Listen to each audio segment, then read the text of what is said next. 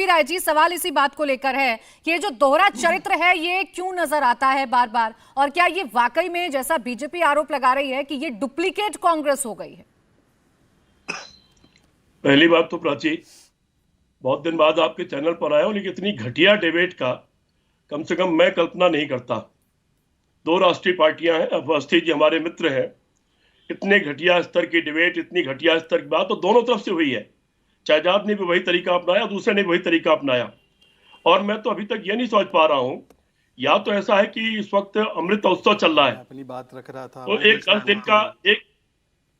10 दिन का special session हो जाए, ये बवाल खत्म हो हमेशा के लिए। 10 दिन इसी पे स्पेशल सेशन हो जाए सदन में कि किसने क्या किया, किसने क्या नहीं किया, आजादी की लड़ाई में क्या क्या योगदान रहा, किसने गद्दारी की, किसने सजा दिलवा दी किसी बंधुओं को, किसने उसके खिलाफ गवाही दी, किसने मुखबरी की। इस पर एक बार 10 दिन एक बार देश में साफ हो जाए बात। लेकिन कम से कम देश आगे तो बढ़े। देश आगे, समाज और देश और जिंदगी आगे बढ़ने का नाम है, और आगे बढ़ने का मतलब यह है कि क्या हम कैंसर की दवा खोज सकते हैं। ये सब घर से ही हैंडीक्राफ्ट का बिजनेस करके हर महीने लाखों कमाते हैं। आपको भी ये करना है, इनसे सीखना है तो फ्रीडम ऐप को अभी डाउनलोड कीजिए। क्या हम दोबारा पेंडेमिक से लड़ सकते हैं? क्या हम अपने लोगों की जान बचा सकते हैं? क्या आने वाले समय की चुनौतियों का सामना करने के लिए हम तैयार हैं? क्या हम चीन का मुकाबला करके उसके द्वारा कब्जाई गई जमीन हम वापस ले सकते हैं? क्या हम बेरोजगारी दूर कर सकते हैं? मुद्दे, मुझे लगता है बहस के मुद्दे ये होने चाहिए सदन के बाहर भी और सदन के अंदर भी। अब ये मुद्दे, पुराने गड़े मुद्दे उखाड़े जाएंगे।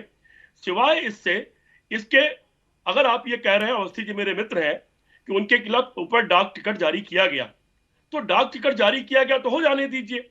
उसको विवादित करना ये कोई तरीका, कोई ये कहे कि नहीं गांधी बड़े थे कि सावरकर बड़े थे, भगत सिंह बड़े थे कि गांधी बड़े थे, सुभाष बड़े थे या गांधी बड़े थे, मुझे लगता है कि इनमें से किसी को बड़ा और छोटा करना पूरी आजादी। टोक रहा हूं, मैंने किसी की तुलना की है क्या राय साहब? नहीं, मिसकोट मत करिए ना, आप गलत बात कर रहे हैं, फिर आप कहेंगे मैं बीच में टोकता हूं। नहीं, अपनी बात नहीं, आप मेरा नाम लेके कह रहे हैं आप कि अवस्थी जी ने ये कहा। अरे आपने कहा अवस्थी जी ने ये कहा डाक टिकट जारी की। हाँ, मैंने कहा डाक टिकट जारी की। मैंने किसकी तुलना की?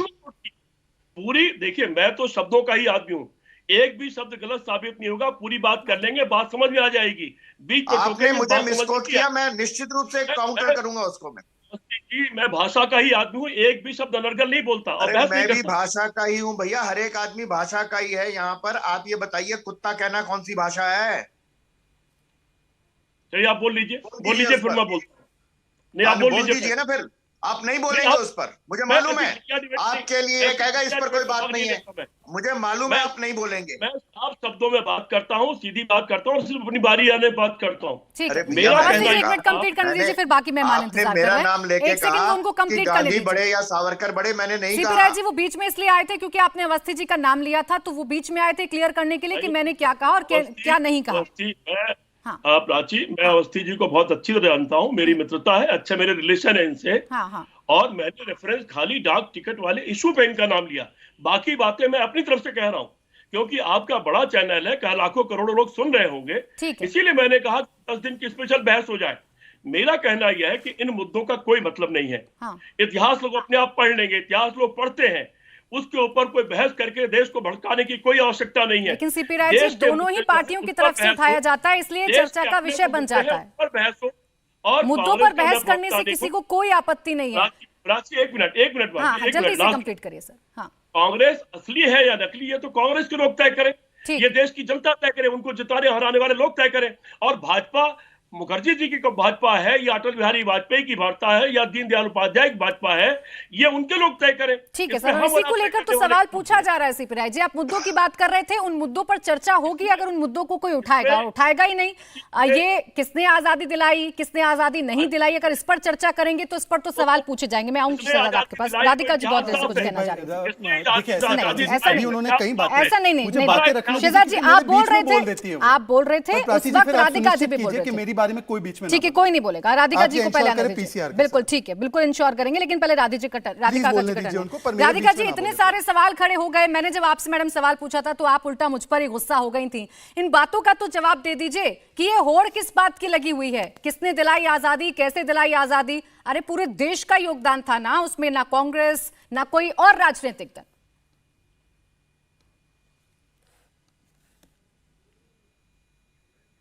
राधिका जी म्यूट पर हो गया है आपका, आप प्लीज अनम्यूट कर लीजिए।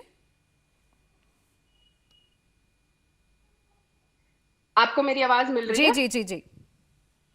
यहाँ पे बार बार सावरकर की बात हो रही है। सावरकर का योगदान क्या था वो मैं अब जनता को बता देती हूँ। 1941 हिंदू महासभा का सेशन भागलपुर, उसमें सावरकर का योगदान मैं बता दूं। जब नेताजी सुभाष चंद्र बोस, जिनकी इन्होंने प्रतिमा अब लगाई है इंडिया गेट पर जाके, और बहुत याद आ रहे हैं भारतीय जनता पार्टी को नेताजी सुभाष चंद्र बोस जी, उन्होंने वो जब INA इंडियन नेशनल आर्मी का काम कर रहे थे और देश के युवाओं को इकट्ठा कर रहे थे अंग्रेजों के खिलाफ लड़ने के लिए, तो इनके वीर सावरकर, मैं कहूंगी गद्दार सावरकर, ऐसे शब्दों का इस्तेमाल मत करिए राधिका खेड़ा जी, ऐसे शब्दों पर आपत्ति होती है। मैं बीच में इंटरप्ट करती हूँ तो फिर आप बोलती हैं कि मैं आपको बोलने नहीं देती हूँ। मैं अपनी बात पे कायम रहूंगी। ऐसे शब्दों का इस्तेमाल मत करिए राधिका जी, ऐसे शब्दों का इस्तेमाल मत करिए राधिका जी, फिर इससे नया बवाल खड़ा होगा। आप चाहती हैं कि मुद्दों पर चर्चा ना हो और मुद्दा बिल्कुल भटक जाए, आप ये चाहती हैं। मैं डिबेट छोड़ के जा रही हूँ। तो मल्लिकार्जुन खड़गे ने क्या कहा? आपके पास जवाब नहीं है राधिका खेड़ा जी, इसलिए आप क्विट करने की सोच रही हैं। मैं क्या बोलूंगी? आपके पास जवाब नहीं है राधिका खेड़ा जी। मैं भारतीय राष्ट्रीय कांग्रेस की प्रवक्ता हूँ और मैं बहुत जिम्मेदारी से ये बात बोल रही हूँ।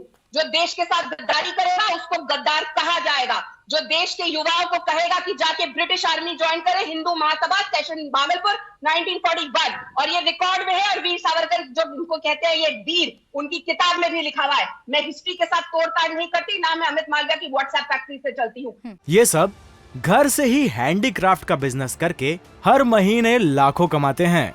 आपको भी ये करना है, इनसे सीखना है तो फ्रीडम ऐप को अभी डाउनलोड कीजिए। इस बात को कोई डिनाई नहीं कर सकता कि जब नेताजी सुभाष चंद्र बोस इस देश के लोगों को साथ लेकर अंग्रेजों के खिलाफ लड़ाई लड़ने जा रहे थे, तो सावरकर युवाओं को प्रेरित कर रहे थे कि अंग्रेजों की फौज, अंग्रेजों की एयरफोर्स, अंग्रेजों की नेवी ज्वाइन करे। तो उनको गद्दार नहीं कहेंगे, वीर कहे। और ये जो बार बार कहा जाता है कि स्टैंप को लेकर, स्टैंप निकाला, आपको पता है कि जो उनकी माफीनामे की चिट्ठियां हैं वो कब आई थी?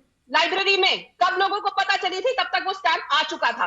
यहाँ पे राजनीतिक विश्लेषज्ञ बैठे हुए हैं जो RSS से ताल्लुक रखते हैं, उनको भी पता है, अभी मुस्कुरा रहे हैं। ये तब का समय नहीं था कि आज गूगल किया और सब कुछ पता चल गया। तब तक वो स्टैंप आ चुका था, जब तक लाइब्रेरी में उनकी चिट्ठियां आई। तो ये बार बार, और ये भी बता देंगे किस तरीके से, आप बताइएगा सर। यहाँ पे आप, मैं पूरा टाइम का ध्यान रखूंगी, आपको भी उतना ही वक्त मिलेगा जितना राधिका जी को। ब्रिटिश आर्मी ज्वाइन करे भागलपुर सेशन में। ठीक है राधिका जी, लेकिन देखिए माफी की चिट्ठियां तो फिर बहुत सारी पटल पर तैरती हुई नजर आ रही हैं, और उसमें किस किस के नाम है ये मुझे बताने के लिए, मुझे बताने की जरूरत नहीं है शायद राधिका जी। आप प्रवक्ता हैं, आप जानती हैं कि किस किस की चिट्ठी आ रही है। इंडिया टीवी हर वक्त हर जगह डाउनलोड करने के लिए सर्च करें India TV news Google play store या ऐप स्टोर पर।